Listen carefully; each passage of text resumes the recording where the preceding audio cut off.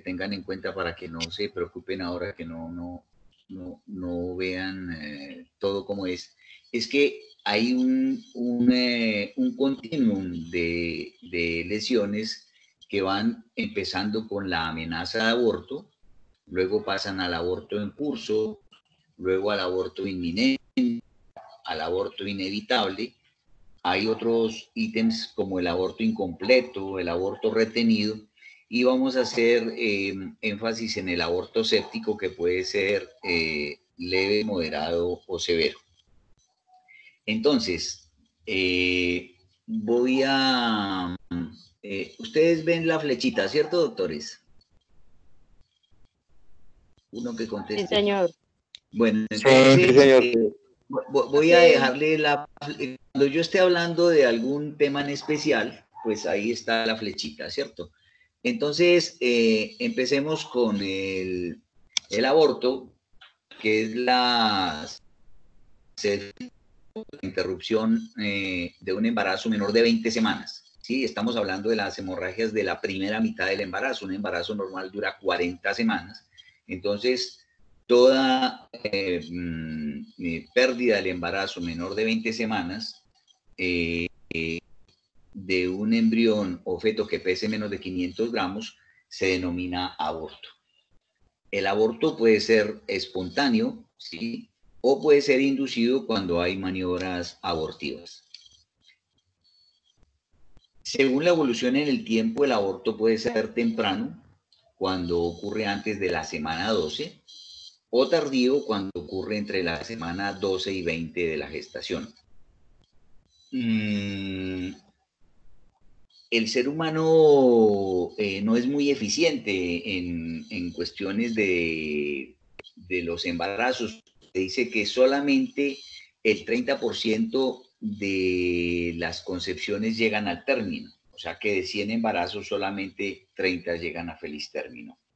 Y el 40% de esas pérdidas se producen en una etapa subclínica, o sea, la paciente interpreta que tuvo un atraso menstrual y luego viene un sangrado un poco más abundante y resulta que está haciendo un aborto de manera subclínica.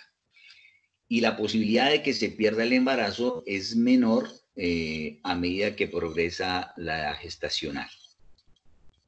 Con respecto a la etiología, las causas del aborto, definitivamente la más frecuente son las alteraciones citogenéticas, que son el 60% de los embarazos. Ahora eso lo explica otra diapositiva mejor.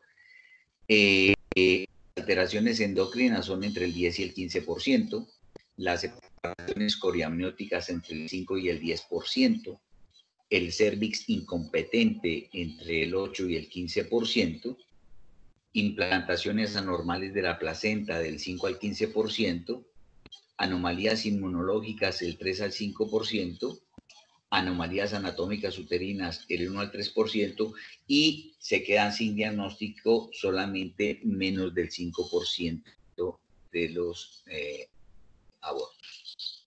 Entonces, vamos a hablar de la más frecuente, que es la que se lleva el 60% de las causas, que son las alteraciones citogenéticas, en la cual la mayoría son por problemas de no disyunción cromosómica, y la trisomía 16, o sea, el síndrome de Edwards, es la más frecuente. Dentro de las alteraciones endocrinas dice que debe existir una adecuada interacción hormonal para que llegue a un feliz término del embarazo. Entonces, la deficiencia de progesterona por un cuerpo lúteo insuficiente hace que haya una pérdida precoz del embarazo. Trastornos tiroideos como el hipotiroidismo, una diabetes mal controlada también lleva a aborto, el hiperandrogenismo y la hiperprolactinemia. Dentro de las alteraciones inmunológicas hay procesos autoinmunes y procesos aloinmunes. Dentro de los procesos autoinmunes tenemos los anticuerpos antifosfolípidos, donde tiene un mayor valor diagnóstico la titulación de del anticoagulante lúpico y anticardiolipinas. Y dentro de los procesos aloinmunes tenemos antígenos trofoblásticos de reacción cruzada para trofoblastos y linfoblastos, y la presencia de antígenos de histocompatibilidad. Bueno, vamos a entrar a la clasificación clínica del aborto.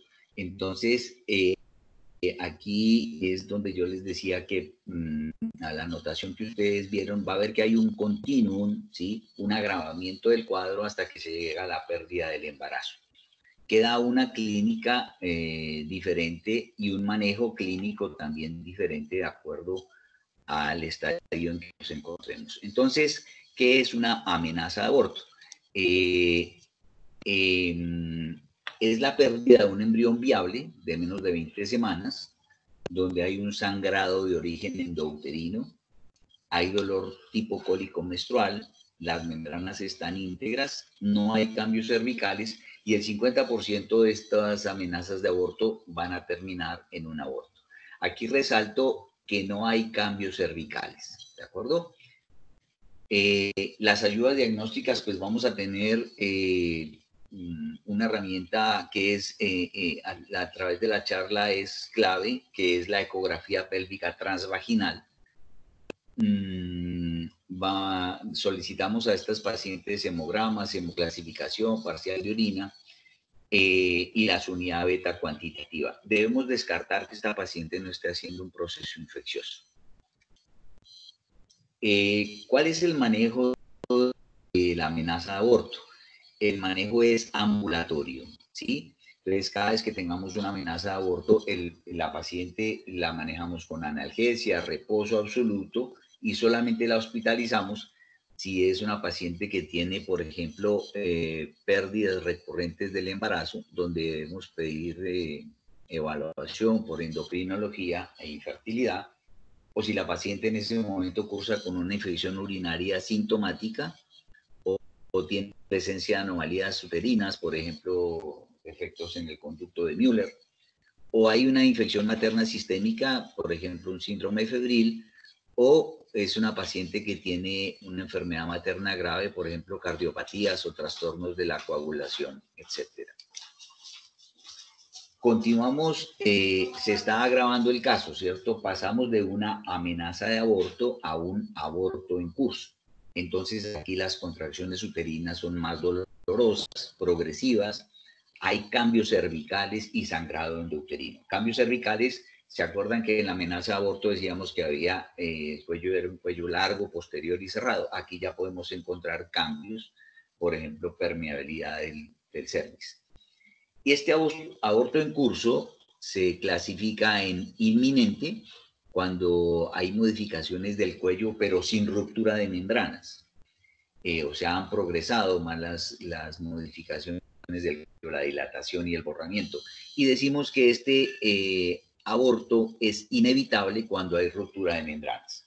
Uno en la práctica diaria encuentra parejas que desean mucho su embarazo y le preguntan sobre la posibilidad de que hagamos lo mejor a nuestro alcance para que no se pierda el embarazo, pero si ya hubo ruptura de membranas, pues es un embarazo que se perdió, es inevitable.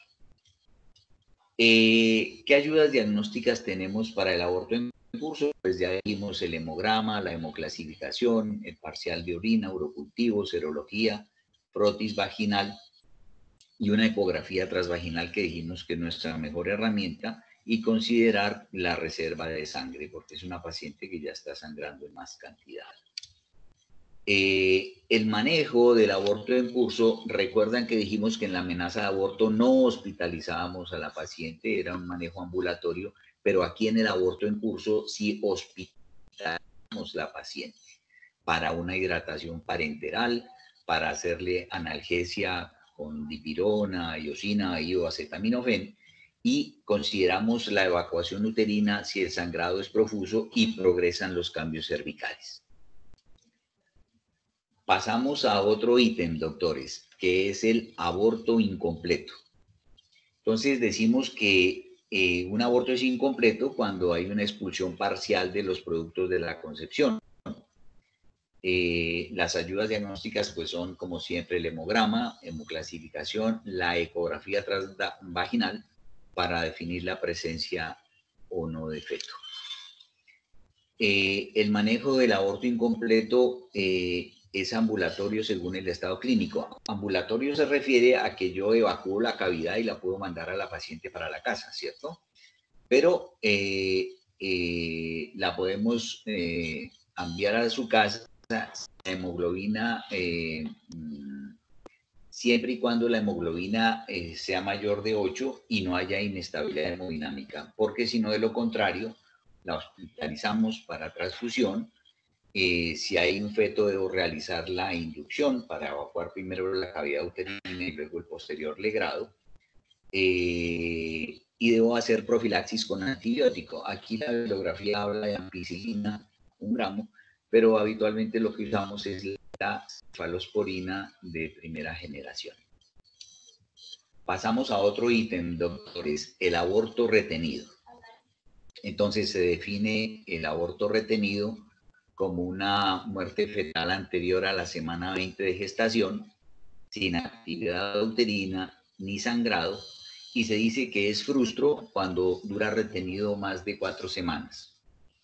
El manejo en el aborto retenido es cuando es menor de 12 semanas con cervix cerrado, hacemos la maduración cervical con prostaglandinas, ¿sí? Misoprostol, y consideramos dilatación en caso necesario.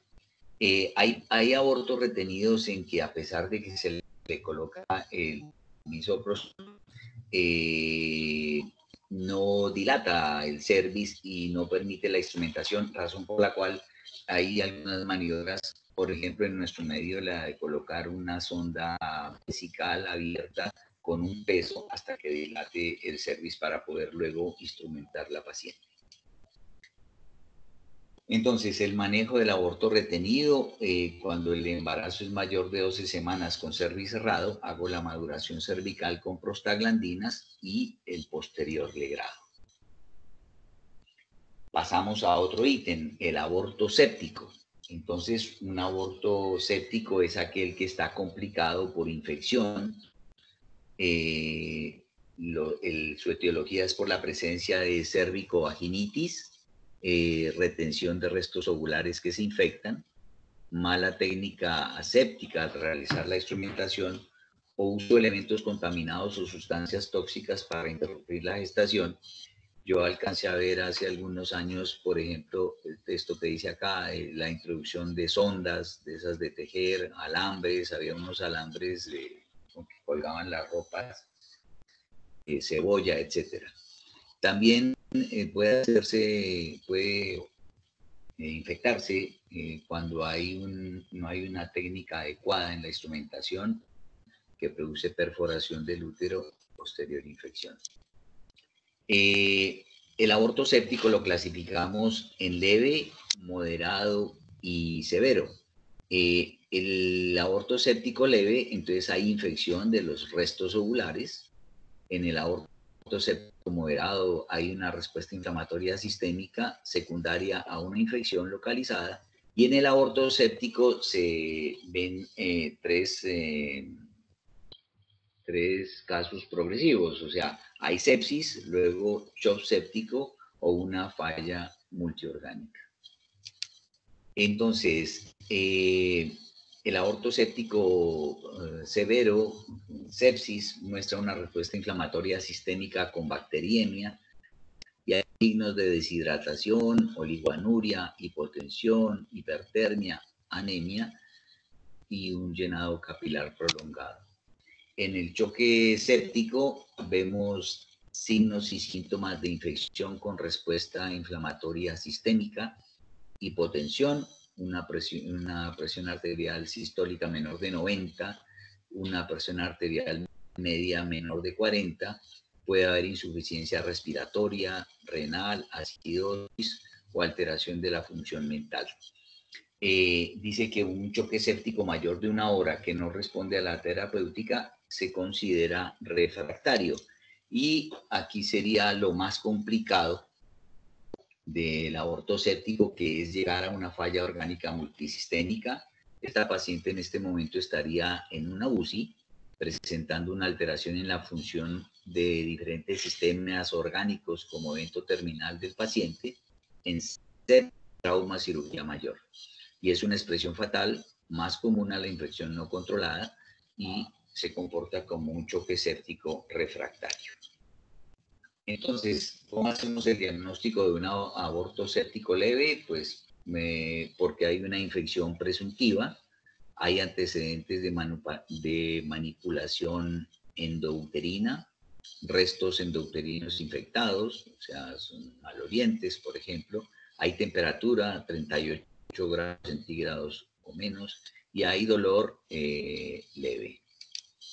En el diagnóstico del aborto séptico moderado, pues hay unos síntomas ya más graves, como restos endouterinos infectados, maniobras endouterinas confesas, temperatura de 39 grados o mayor, dolor a la palpación del útero y de los anexos, deshidratación, taquicardia y oliguria.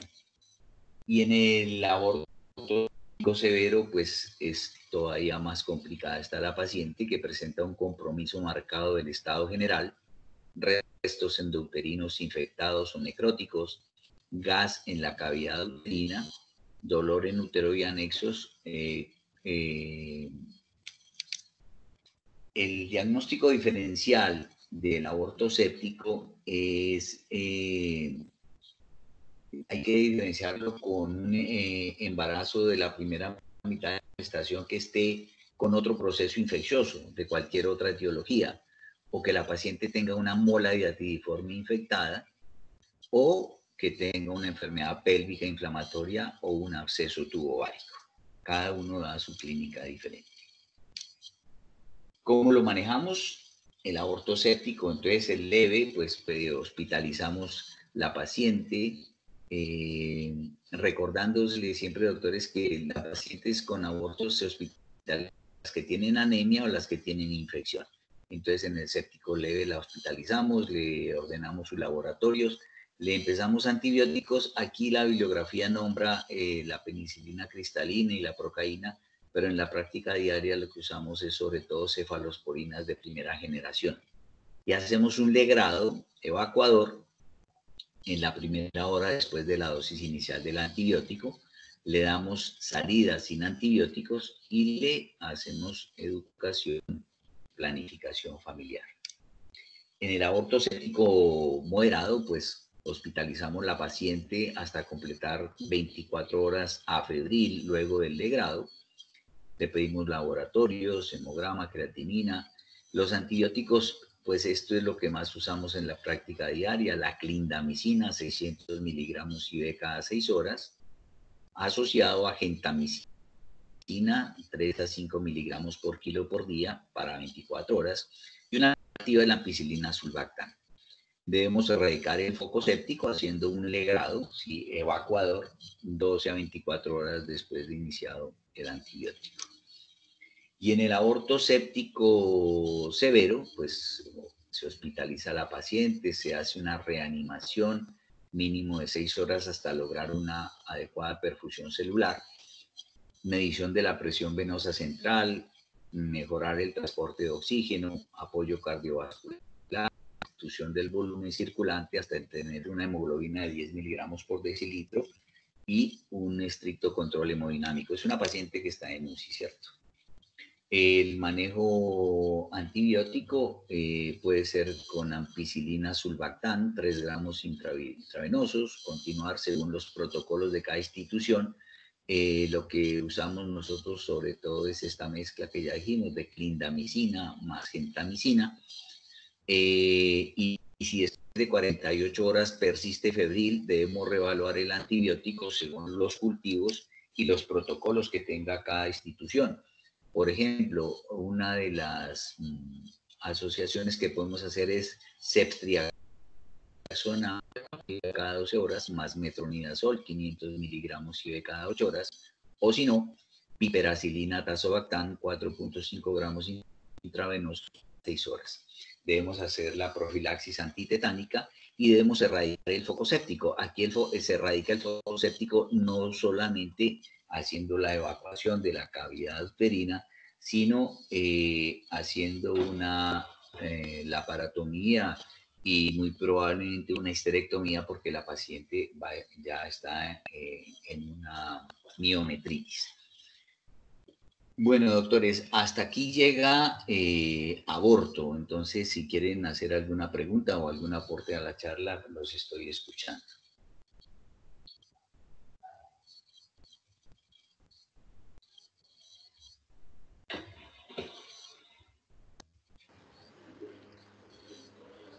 Y...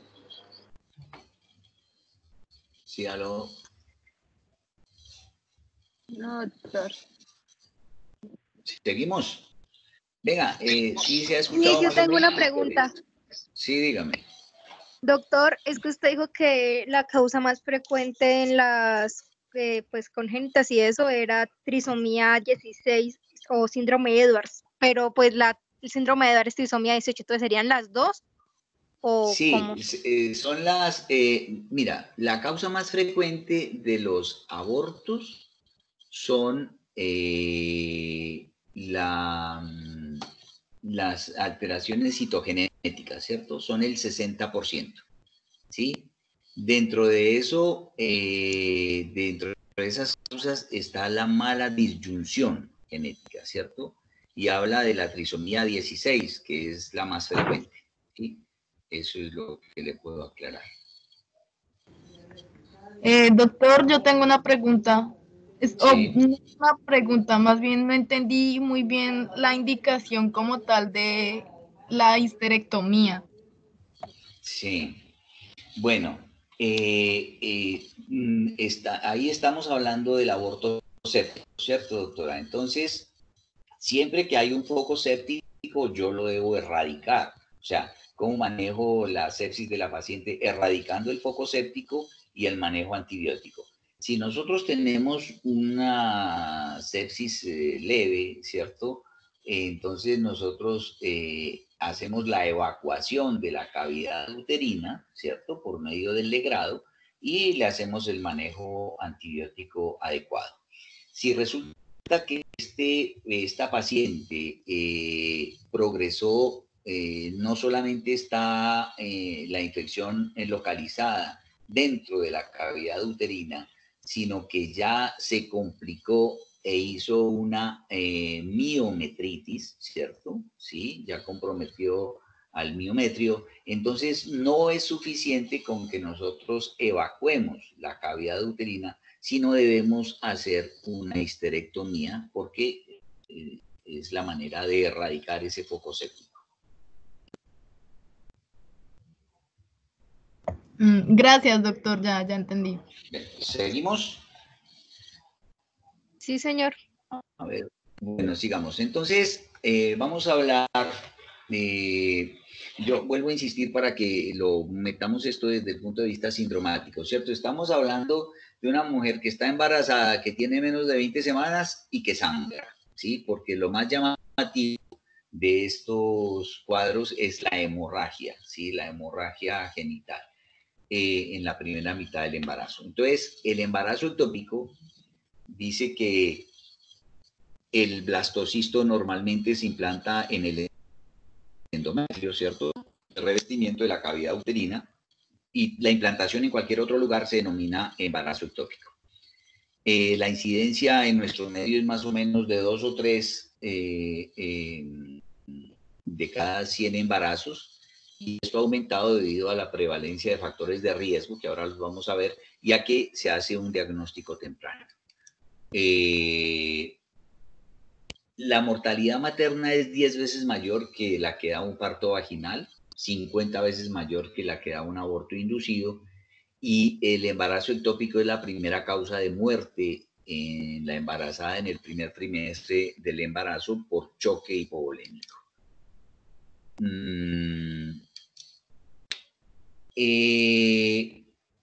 Yo siempre le digo en las clases a los alumnos cuáles son las preguntas que salen para que se alerten un poquito y se reaccionen. Entonces, esta es pregunta de examen. ¿Dónde se localiza más un embarazo ectópico? Entonces, la incidencia de localización en el embarazo ectópico espontáneo es el 98% en la trompa de falopio. Y a su vez dentro de la trompa, en la porción ampular, en el 78%, en la porción ísmica el 12%, en las fimbrias el 6%, en la intersticial el 9%, en la abdominal el 1% y en el ovario pues es ya insignificativo.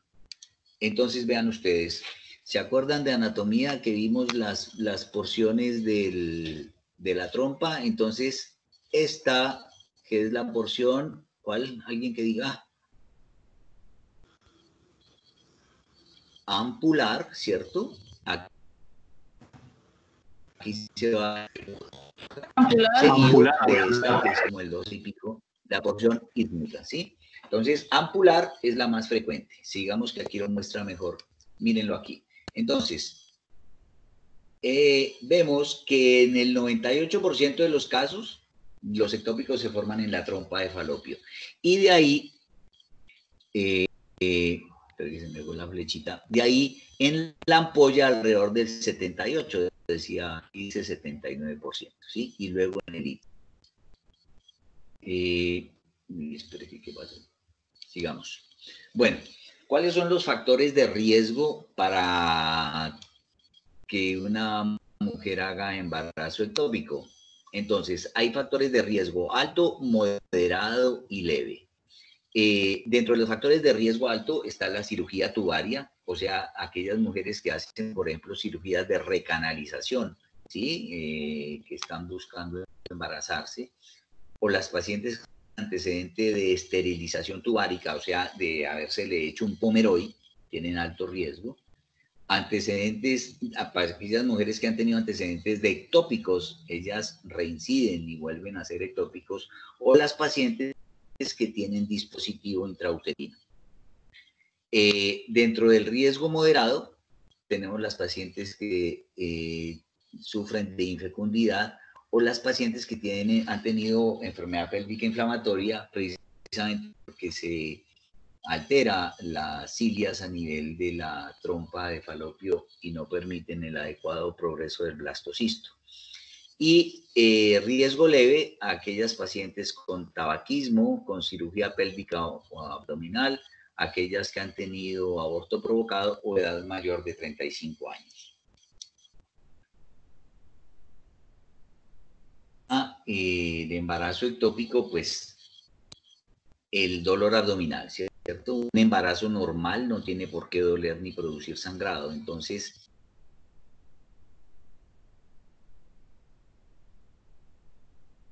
de los casos son pacientes que tienen menorrea, tienen atraso menstrual, el 80% de ellas hacen hemorragia vaginal, pero el sangrado del ectópico es un sangrado más bien escaso, oscuro, ¿cierto? Y son pacientes que pueden presentar síncope, mareo. Ahora les voy a mostrar unas diapositivas que son fotos personales donde una paciente debutó pues con un síncope. Dentro de los signos que puede presentar la paciente es hipersensibilidad anexial, casi el 90%. En el tacto vaginal bimanual, ella va a presentar una hipersensibilidad en el anexo que esté comprometido. Puede haber hipersensibilidad abdominal, podemos llegar a palpar una masa anexial, un tumor anexial en el 50%, recordándole a ustedes que en una mujer normalmente nosotros no podemos tocar los anexos, los ovarios, no los podemos palpar.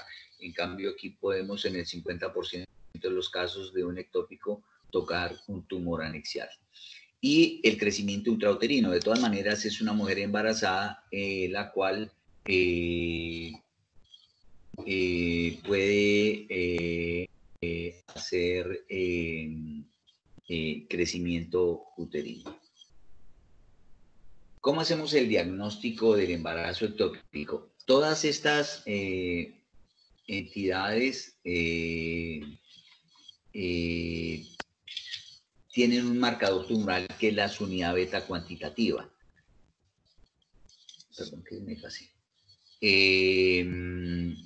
Entonces, nosotros sabemos que la unidad beta se duplica cada 48 horas. Entonces, el 49% de estas pacientes van a tener cifras decrecientes, casi la mitad. El 44% van a tener un aumento menor del 66% cada 48 horas y el 7% sí van a tener un progreso normal. Con respecto a la progesterona, pues no es muy utilizada, no es muy práctico, pero dice que cifras mayores de 25 nanogramos por mililitro indica que es un embarazo intrauterino, y cifras menores de 5 nanogramos dirían que es un embarazo no viable. Esta, doctores, apréndansela para mí. A mí me resulta muy práctico esta que vamos a ver, porque sirve mucho. Entonces dice, mire, que estamos viendo la correlación que hay entre las semanas del embarazo, la unidad beta y la ecografía transvaginal en la evolución de un embarazo normal. Entonces dice que para un embarazo de 4 semanas, la unidad beta va a estar alrededor de 1000. Y por una ecografía transvaginal ya vamos a ver un saco gestacional intrauterino. A las 5 semanas de embarazo, la unidad beta va a estar en 7200. Ya vemos un saco gestacional mayor de 13 milímetros y vemos el saco vitelino. Y en un embarazo de 6 semanas, la unidad beta va a estar alrededor de 10.800 y ya podemos ver por la ecografía transvaginal un embrión, vemos el saco gestacional, un embrión mayor de 5 milímetros, y podemos constatar la embriocardia. Entonces aquí dice que el diagnóstico del ectópico, que la técnica más sensible y específica es la ecografía transvaginal, que detecta tumores desde los 10 milímetros de diámetro. Y esta es pregunta de examen también, doctores, porque es muy importante saber esto. Ay, espere. Es muy importante saber esto, mire, que los hallazgos ecográficos en el embarazo ectópico son 3. Un útero vacío, un tumor anexial, o sea, una masa anexial, y líquido libre en fondo de saco. Ese líquido libre, pues, es sangre cuando ya se ha roto el embarazo ectópico. Con respecto al diagnóstico, dice que la laparoscopia es un método ideal porque, pues, hace diagnóstico y hace tratamiento. Pero la laparoscopia se debe hacer solamente cuando la paciente está estable hemodinamicamente, que no haya un hemoperitoneo grande, porque si no, el diagnóstico, el manejo debe ser por la laparotomía. Entonces dice que permite la valoración de otros órganos y del oviducto no afectado y asesora acerca del pronóstico de la fecundidad futura de la mujer. Vean ustedes esta correlación que hay entre la ecografía y una imagen a cielo abierto del embarazo ectópico. Entonces vemos aquí el ectópico, él produce lo que se llama el signo del anillo tubárico, o es el signo de la dona, donde que se ve una colección hipoecoica central rodeada por otra hiperecoica gruesa, signo de la dona. Y vean ustedes acá, aquí ven ustedes el útero, el ovario, y vean la masa anexial, ¿cierto?, en la trompa de falopio. ¿Cuál es el tratamiento del embarazo ectópico? El tratamiento del embarazo ectópico se puede, hay pues 3 maneras. El tratamiento médico, luego un tratamiento quirúrgico con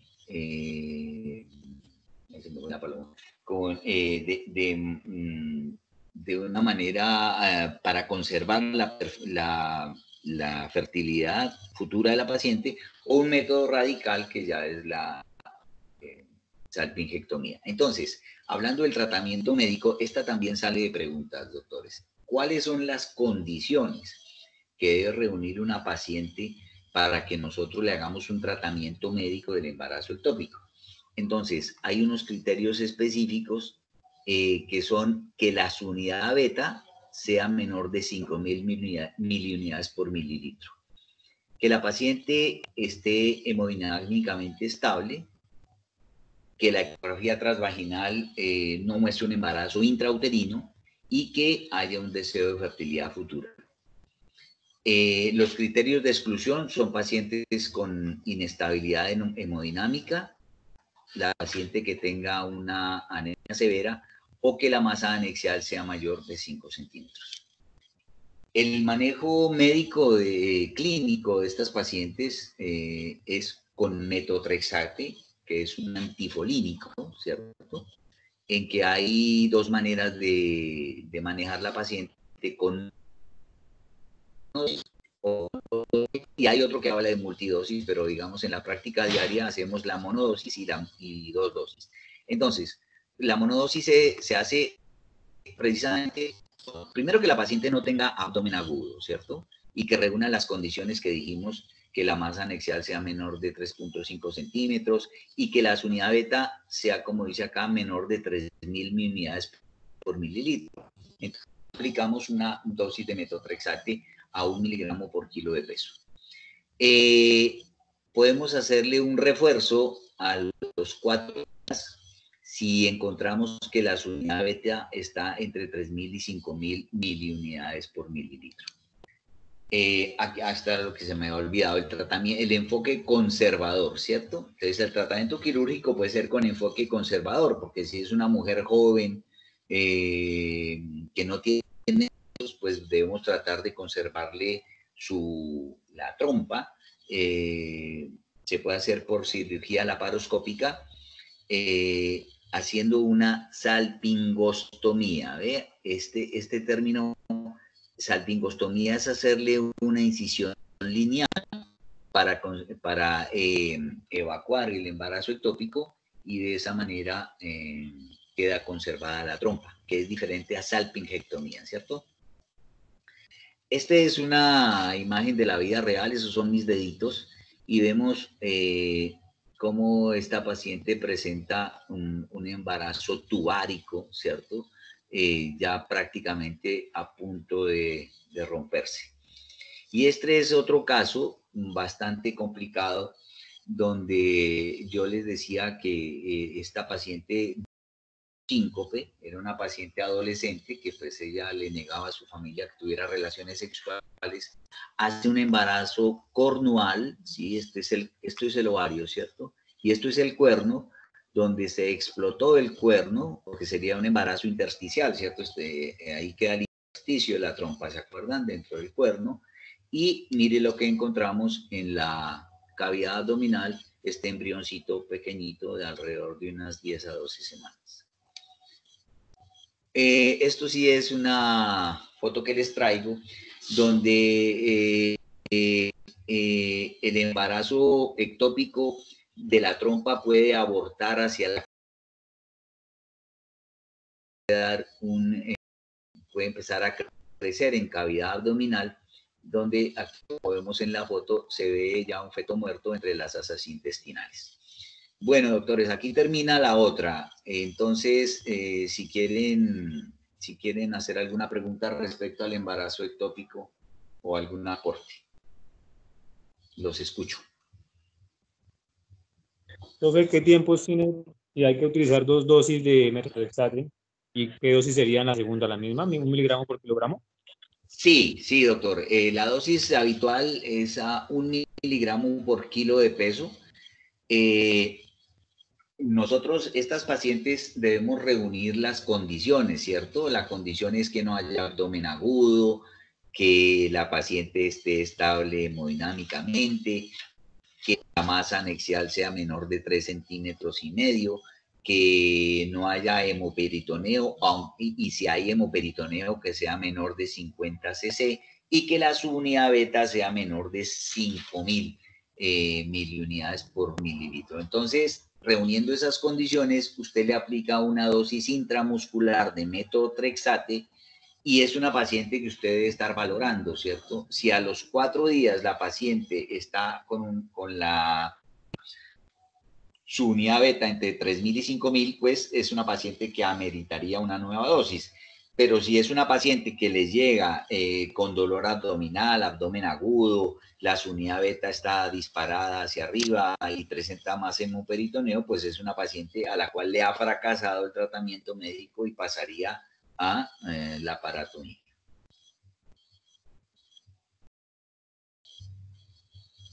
¿Alguna Listo, más? profe, gracias. Bueno. Sigamos con el tercer ítem, ¿cierto? De las hemorragias de la primera mitad del embarazo. En algunos libros de texto usted las encuentran como hemorragias del primer trimestre. Entonces vamos a hablar de la enfermedad trofoblástica gestacional. La jerga médica habla de mola, la enfermedad molar, en fin, pero el nombre correcto, el que debemos utilizar nosotros siempre, es enfermedad trofoblástica gestacional, que es un grupo de patologías que se originan en el corion fetal y proceden de un tejido genéticamente diferente del huésped, del padre, ¿cierto? Aquí también tenemos un marcador que es la gonadotropina coriónica humana y tienen como característica que responden a la quimioterapia y tienen la capacidad de ser curados. Doctores, tengo un problemita que uso la flechita y se me cambia la diapositiva, entonces voy a ver cómo ya estoy mejorando aquí esto. Bueno, sigamos entonces. Les estoy pasando una clasificación histológica de la enfermedad trofoblástica gestacional que nos permite un estudio más fácil. Entonces, la clasificamos en mola hidatidiforme, que puede ser completa o incompleta, mola invasora, que es el cáncer que produce esta entidad, que es mola maligna, mola destruens, corioadenoma destruens.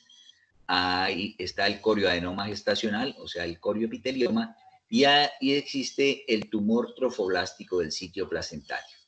Entonces empezamos a hablar de la mola hidatidiforme. La mola es la degeneración hidrópica de las vellosidades coriales, por eso produce hidatidiforme, se refiere a hidátides como uvitas, forma de uvas. Entonces, dice aquí que la mola hidatidiforme presenta vellosidades coriónicas en grados variables de proliferación trofoblástica normal y edema estromal, o sea, es la degeneración hidrópica. Se presenta en 1 de cada 1000 embarazos en Estados Unidos y Europa. En nuestro medio se da un poco más, como el 3 al 5%. Los factores de riesgo son los extremos de la vida reproductiva y vamos a ver que la mola hidatidiforme se clasifica en completa y en parcial. Entonces empezamos diciendo que la mola completa, el 85% de los cromosomas son de origen paterno, o sea, el cariotipo va a ser 46XX y es lo que se llama la androgénesis. Ahora lo vamos a ver mejor. El diagnóstico de esta entidad, pues como todas las que hemos visto hoy, una gran herramienta que tenemos es la ecografía, ¿cierto? Que es el examen de primera línea, donde vamos a ver la mola completa que da un aspecto ecográfico vesicular en lluvia de nieve, lo llaman tormenta de nieve, o también lo podemos ver como vidrio esmerilado, ¿cierto? Ahora les voy a mostrar algunas imágenes para que ustedes lo entiendan mejor. Y la mola parcial, ¿sí? La imagen es distinguible de un aborto incompleto porque va a haber restos fetales, entonces por eso es muy difícil distinguirla de un aborto completo. Y este dato es importante, doctores. La subunidad beta, cuando la subunidad beta es mayor de 82.350 miliunidades por mililitro y usted por medio de la ecografía no visualiza un embrión normal, usted está en derecho de pensar que está en presencia de una enfermedad trofoblástica gestacional. Entonces, vean ustedes el cariotipo de la mola hidatidiforme completa. Entonces, su origen cromosómico es de dos maneras. Primero que todo, hay un huevo vacío, ¿cierto? que puede ser fertilizado por un solo espermatozoide que hace duplicación cromosómica o por dos espermatozoides diferentes que es el fenómeno de la dispermia. El caso es que el cariotipo va a ser 46XX, donde solo hay cromosomas paternos, 46XY puede ser, o 46XX. Esta es la imagen ecográfica que se ve de la mola datiforme. Les recuerdo que en ecografía todo lo que usted ve oscuro es líquido o es aire, y ven esas imágenes como redondeadas, como uvas, que es lo que se llama la degeneración hidrópica de las vellosidades coriales. Vemos aquí con buen esfuerzo una correlación entre la ecografía y la anatomía patológica. Ven ustedes que se ven vesículas, ¿sí? Pequeñas como uvas pequeñitas, mostrando la degeneración hidrópica de las vellosidades coriales. Esta es otra patología donde aquí, por ejemplo, ustedes pueden ver mejor las vesículas que se forman, las vellosidades coriales, ¿cierto? Aquí no hay feto, no hay embrión, solamente es uvas y uvas y uvas. Sacar esto es bastante grotesco, evacuar una mola.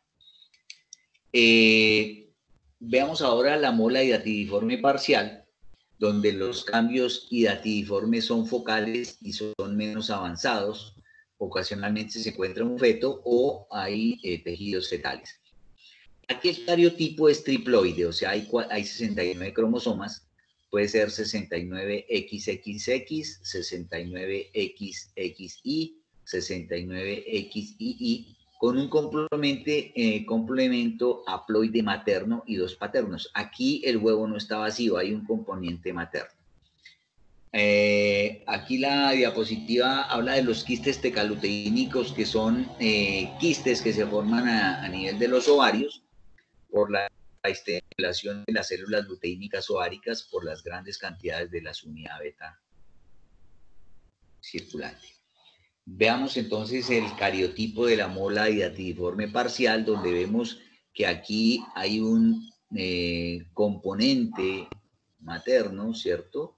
Y luego es fecundada por dos diferentes espermatozoides. Por lo tanto, el cariotipo va a ser triploide. Vean 69XXY, XXX, 69XXY, 69XYY. Esas son las posibilidades. Vean esta imagen ecográfica donde se ve pues imágenes en tormenta de nieve, como se veían en la mola completa, pero también puede llegar a ver usted restos fetales, ¿cierto?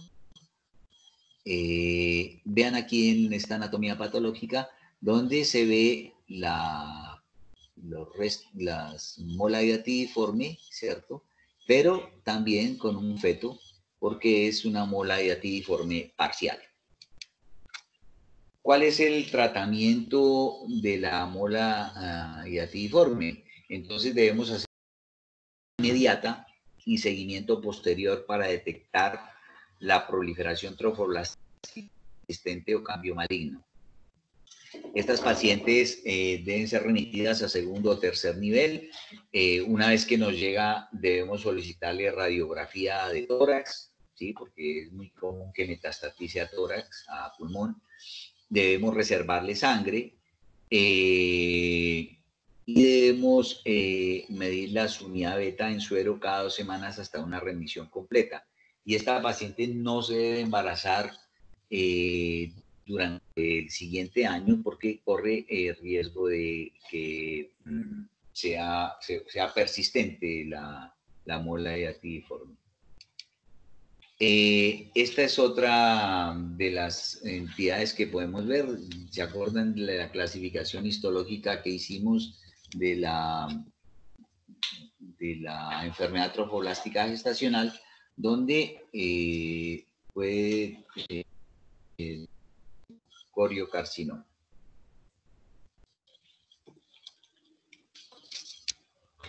Este es los sitios donde más metastatiza la enfermedad trofoblástica gestacional maligna, sobre todo a pulmón, cerebro e hígado. Bueno, aquí termina, doctores, la exposición. No sé si tengan alguna pregunta. Profe, esa Sí. subunidad beta de la gonadotropina que usted mencionaba en 80.000, ¿al cuánto tiempo se presenta una vez iniciada la patología? Mire, en la enfermedad trofoblástica gestacional todo esto es aceleradísimo. Hay cosas que no les dije que son muy importantes. Por ejemplo, estas pacientes empiezan a presentar vómitos frecuentes y severos mucho más precozmente que en un normal. El tamaño del útero crece mucho más rápido que en un embarazo normal, y la subunidad beta está disparada, mucho más alta de lo esperado para un embarazo normal. Sí se han visto que en estos informes del embarazo nos dan una tabla donde me dice de tanta a tal semana, tanto, ¿sí? Entonces, todo está disparado en la enfermedad trofoblástica gestacional. Doctor, una pregunta en cuanto a los factores de riesgo que usted mencionaba, bueno, los extremos de la edad, ¿qué otros factores de riesgo pueden influir en que tenga una mola, ya sea parcial o completa?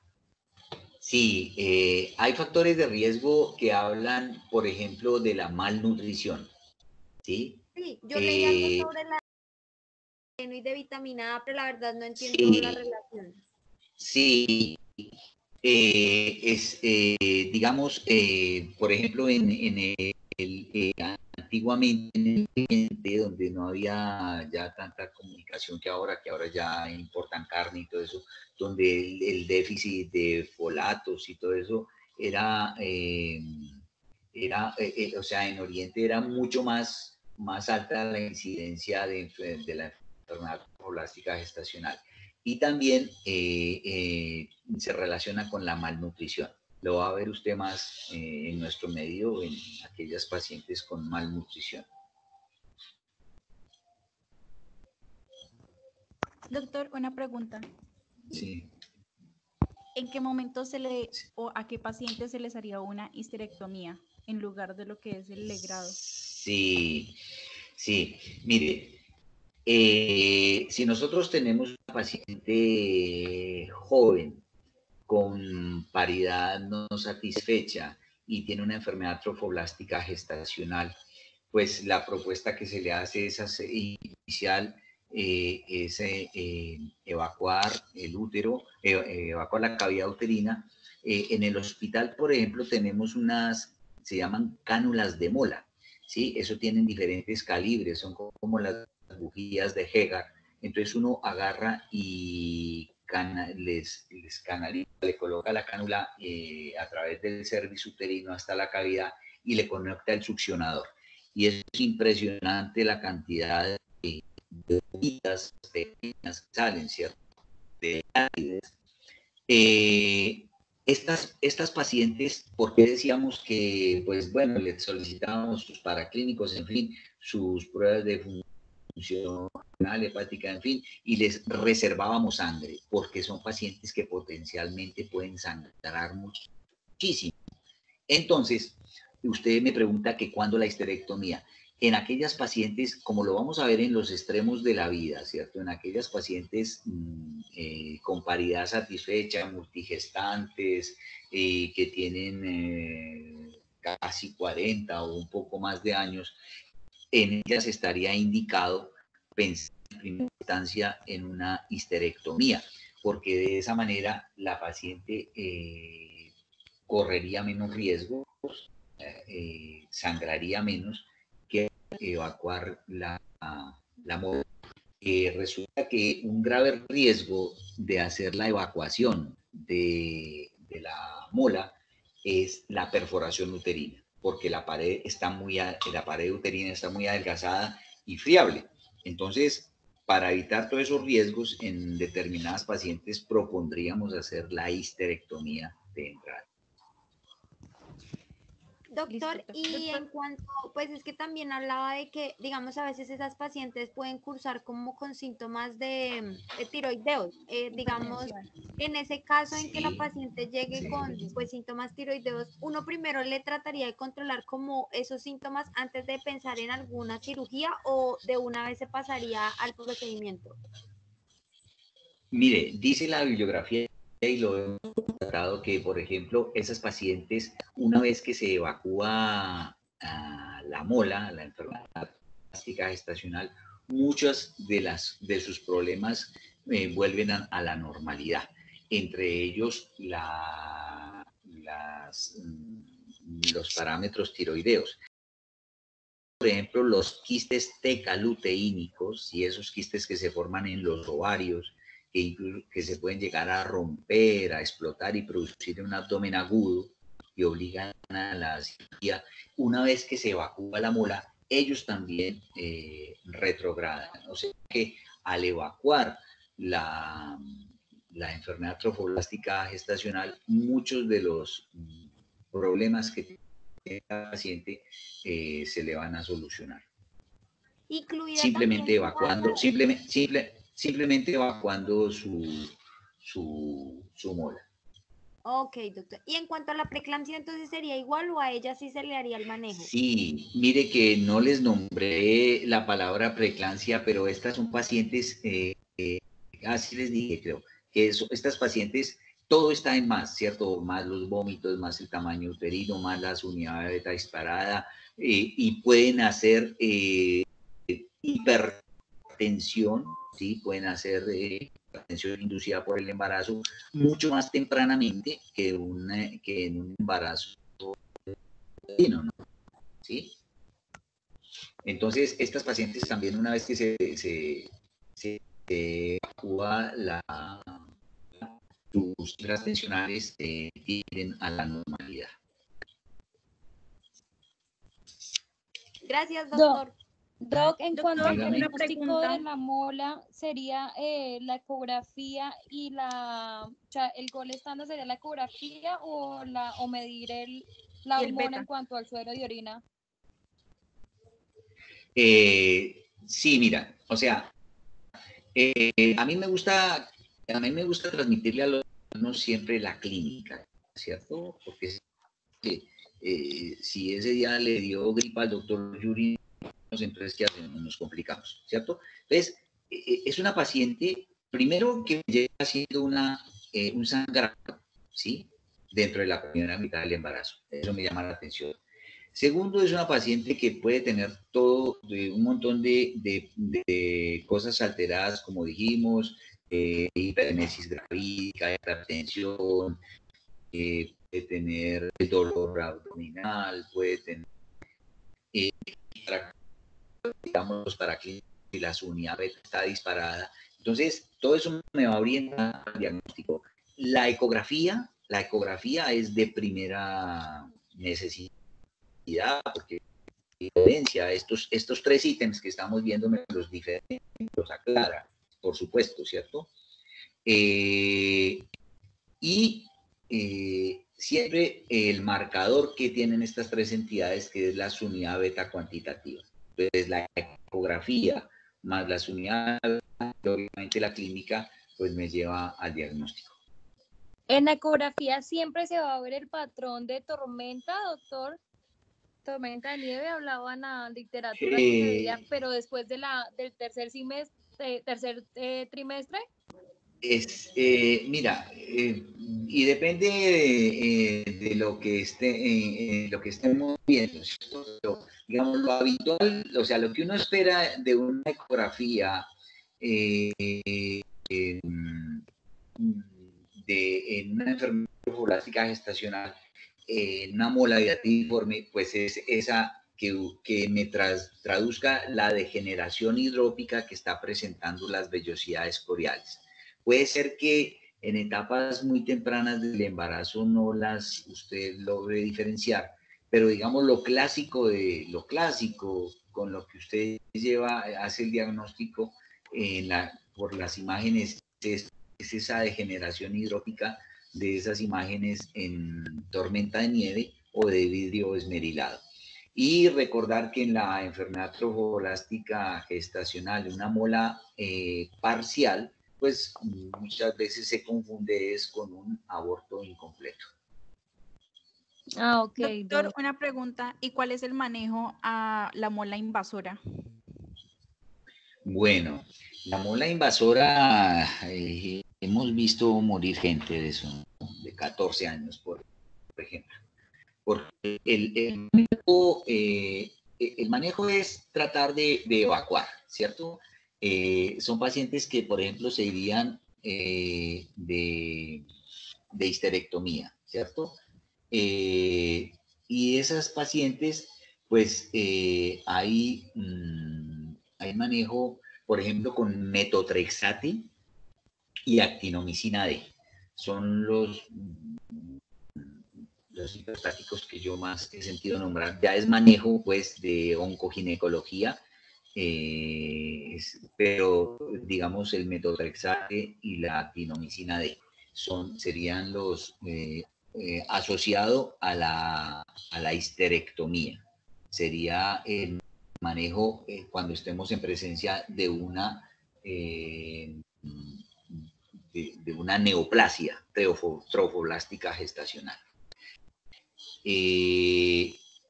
Hay que ver que, por ejemplo, esas pacientes, una paciente que usted le evacúa la mola, ¿cierto? Y resulta que usted a las 2 semanas le hace una nueva unidad beta y está, por ejemplo, por arriba de 25.000, alerta, porque eso debe ser una neoplasia trofoblástica gestacional.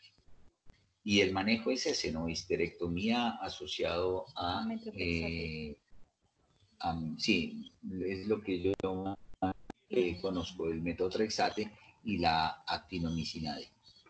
Doctor, y si una paciente quiere quedar otra embarazada, pero tuvo antecedente de mola, ¿cuál es el manejo para ella? Bueno, estas son pacientes que automáticamente entran dentro de un alto riesgo obstétrico porque la enfermedad tromboblástica puede reincidir o también puede ser persistente, razón por la cual decía la charla que nosotros en los primeros 3 meses le hacemos una cuantificación de la unidad beta cada 2 semanas.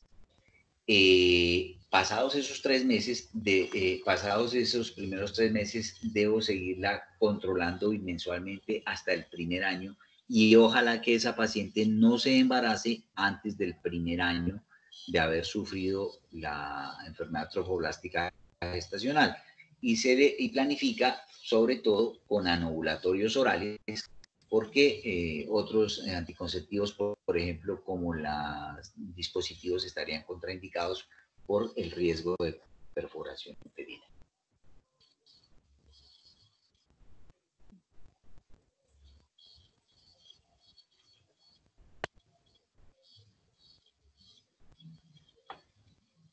Bueno.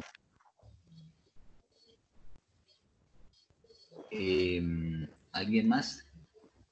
O sea que el tratamiento para mola parcial y mola completa es el mismo. ¿Legrado?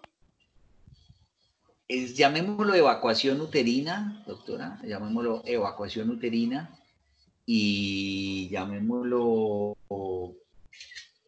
control, el control periódico durante el primer año a sufrir la enfermedad trofoblástica gestacional. Digamos, no hay un medicamento especial que se le dé a la paciente para enfermedad trofoblástica gestacional, ¿sí? Otra cosa es neoplasia trofoblástica gestacional. Ok.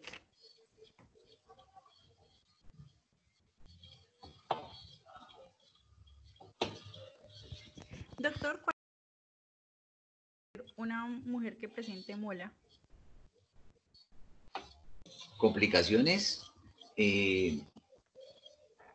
pues hasta la muerte, Doc, ¿no? O sea, porque es una entidad que produce mucho sangrado, ¿sí? Luego, complicaciones posteriores, por ejemplo, infertilidad o puede volver puede tener la persistencia de la enfermedad o puede reincidir en futuros embarazos. De pronto serían las complicaciones, ¿sí? Y pues, ¿qué decir de la neoplasia trofoblástica gestacional, donde pues ya estamos hablando de histerectomía y transfusiones y la utilización de, pues, de los citostáticos y todo lo demás.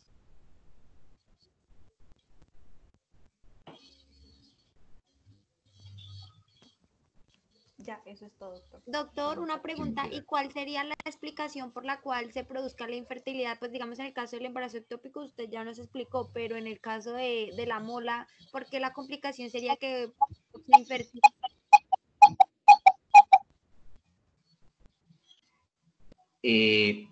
A ver, ahí de todas maneras es un útero que ha sufrido una invasión, ¿cierto? Es un útero que ha sufrido instrumentación, legrado, ¿cierto? Pero de todas maneras este tipo de pacientes se vuelven a embarazar, ¿sí? De todas maneras no pueden llegarse a volver a embarazar. Digamos, el peligro de ellas es para el año que se les propone es para que no haya reincidencia o persistencia de la enfermedad, ¿sí?